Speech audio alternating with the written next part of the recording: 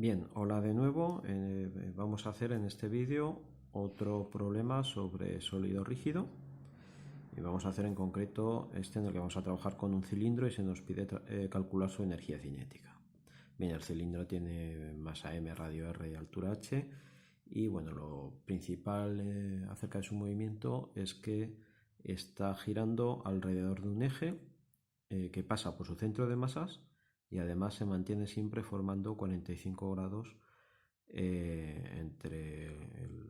con el eje del cilindro.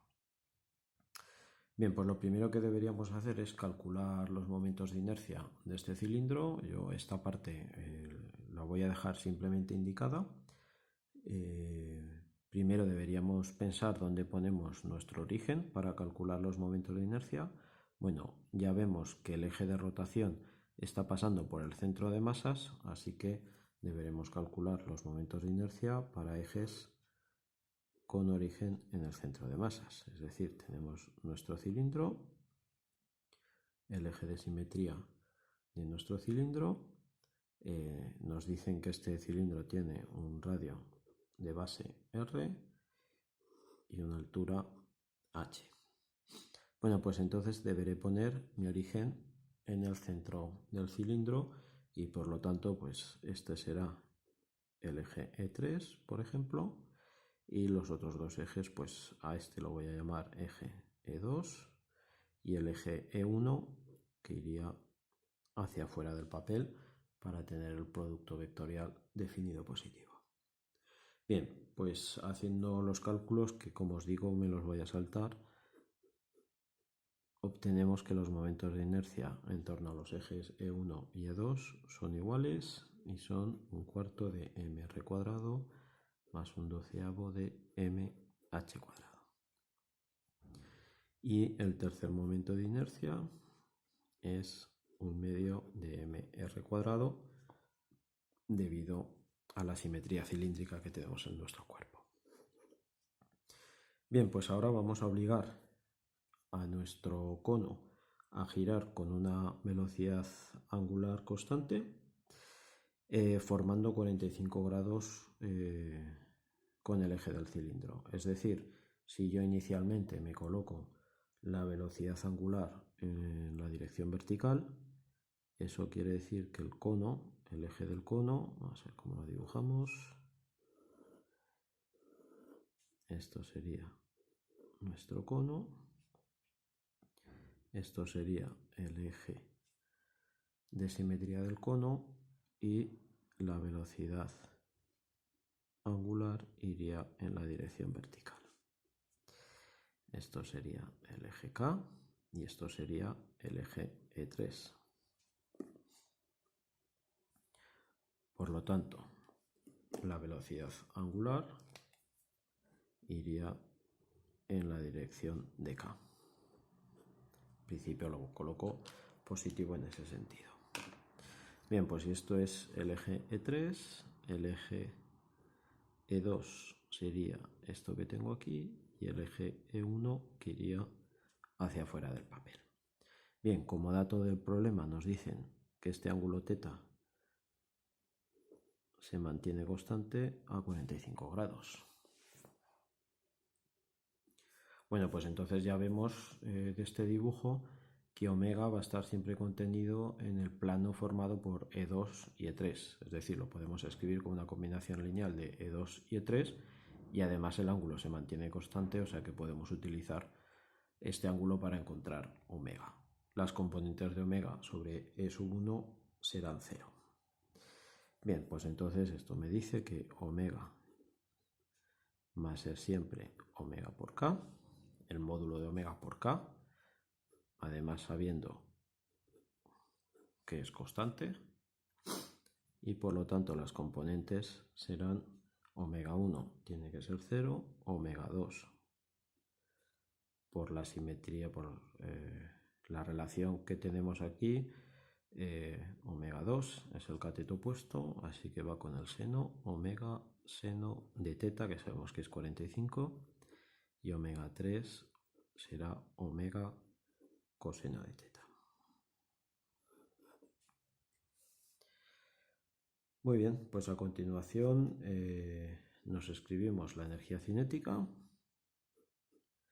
Como estamos trabajando en los ejes E1, E2, E3, los ejes principales del cuerpo, puedo escribir la energía cinética de una forma sencilla utilizando únicamente esta expresión.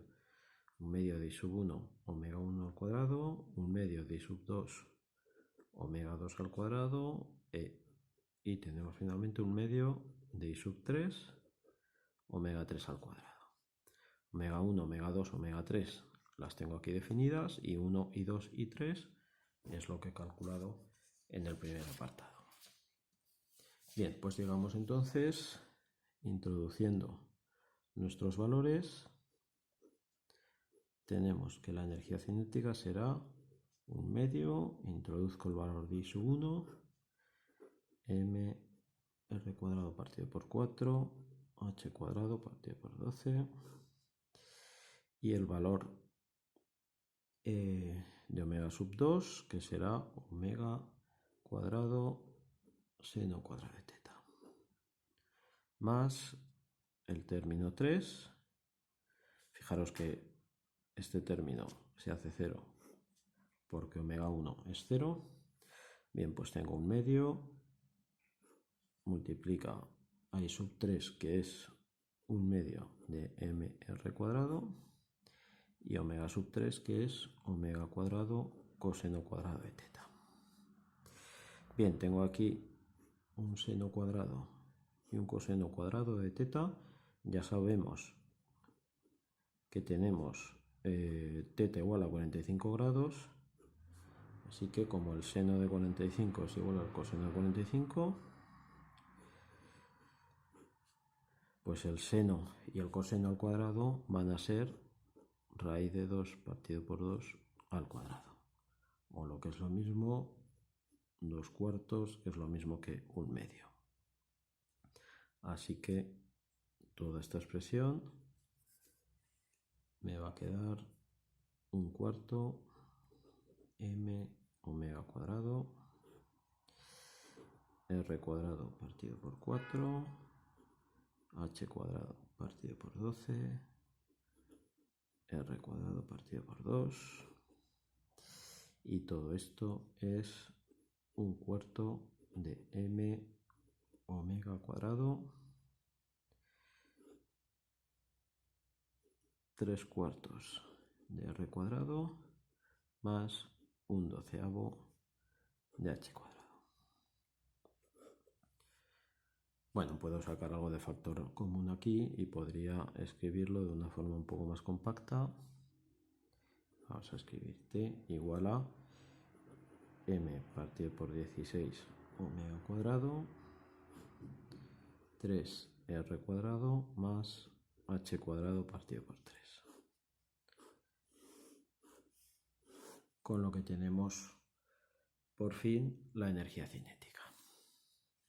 Bien, lo único que me queda es calcular las reacciones en el eje.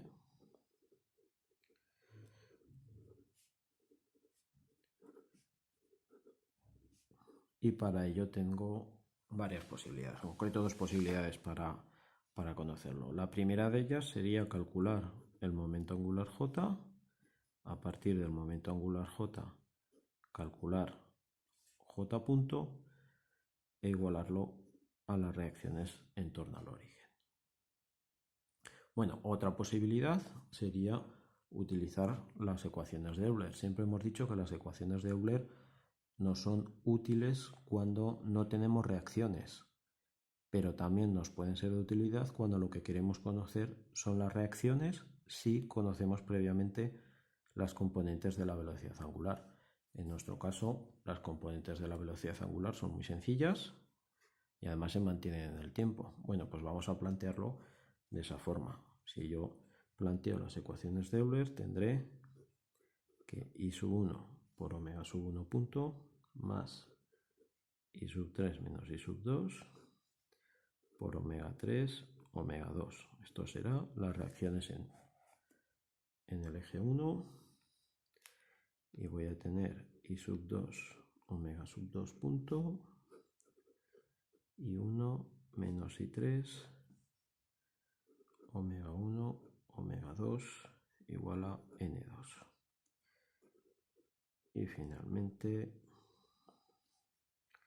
I sub 3 omega sub 3 punto, I sub 2 menos I sub 1, omega 1, omega 2. Y todo esto es igual a la componente en el eje 3 de las reacciones. Bien, pues si vengo a las componentes de omega, yo veo que omega 1 es siempre 0, es decir, omega 1 punto es siempre 0. Y por otro lado, sabemos que el movimiento se realiza con teta constante, y si teta es constante, las componentes omega 2 y omega 3 también deben ser constantes, es decir, omega 2 punto y omega 3 punto van a ser 0. Bien, pues entonces si me vengo aquí, en este término me aparece omega 1 que es 0, me lo puedo quitar. Omega 1 es 0, me lo puedo quitar. Aparte, omega 1 punto es 0, omega 2 punto y omega 3 punto también son 0, me quito todos estos términos. Así que de aquí puedo sacar, de estas dos que tengo aquí abajo, obtengo inmediatamente que las componentes de la reacción sobre el eje 2 y sobre el eje 3 son 0. Es decir, el momento de reacción solo va a tener componente en el eje E1, el eje que está perpendicular siempre al plano formado por E2 y E3. Y en E1, despejando de aquí, introduciendo el valor de omega 2, omega 3 y el valor de los momentos de inercia, pues será un medio de mr cuadrado menos un cuarto mr cuadrado menos un doceavo mh cuadrado, que multiplica a omega cuadrado seno de teta coseno de teta. Bien, como tenemos 45 grados, seno de teta es raíz de 2 partido por 2 y coseno de teta raíz de 2 partido por 2, que es lo mismo que 2 cuartos, que es lo mismo que un medio. Bien, pues de aquí podemos entonces dar un valor para la única componente que tiene nuestra reacción, que será un medio que multiplica un cuarto mr cuadrado más h cuadrado tercios por omega cuadrado. Bien, pues se puede hacer este cálculo también utilizando j punto para ver que efectivamente el momento de reacción solo tiene componente en la dirección perpendicular al plano que hemos dibujado y que este es el valor de la componente, con lo que queda resuelto nuestro problema.